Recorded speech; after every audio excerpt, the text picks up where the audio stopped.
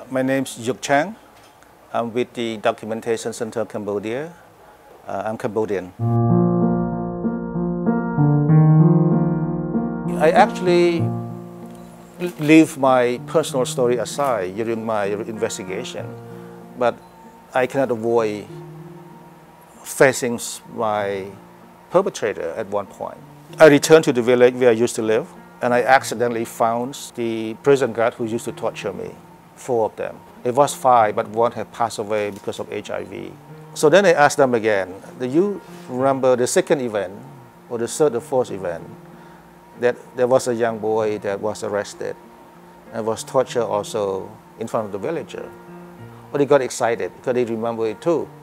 They think that by remembering, telling a more story, they commit an act of collaborations and supporting and helping us. But then I told them that the boys was me. Yeah. You know, silent.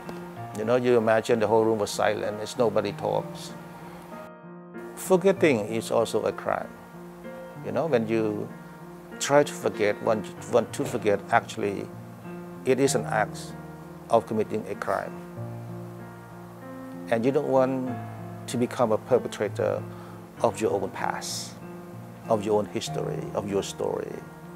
So by confronting it, it perhaps allows you to understand and to bring a closure and move on. So for me, it's a matter of research to understand. And only you have proper, sufficient documentation of the past. That's the only way that you can begin with the process of justice. And only you begin with the justice process, then you can discuss about education, reconciliation, or forgiveness. For me, it's not the achievement, you know, it's like people would say. For me, it's a responsibility. This is my responsibility as a survivor. It's not about what I should not do. It's a responsibility that I have to do this. And I have to do the best of my ability and have to do it honestly. Because not just only for others, also for my own family as well. It's a society that you can be isolated among your own population. And when you become isolated, you either become victim, you die, or you live as a perpetrator. Because you have to live, you have to harm somebody, steal from someone's, or point finger to somebody to save your life. So this is how the society that we live through the Khmer Rouge time. But to confront the past, that is significant. To define your future, to define who you are now. And then you can move on. And that's why confronting the history is very significant, to free you from a nightmare, so you wake up and you move on.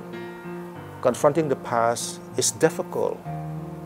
Sometimes there's no answer when you confront it, but it gives you a lesson to prepare yourself for the future. You know, I've been here more than 30 years ago, when the country was in transition. You know, during the '86, I was here. And this visit, I see a lot of progress, developments, I'm happy.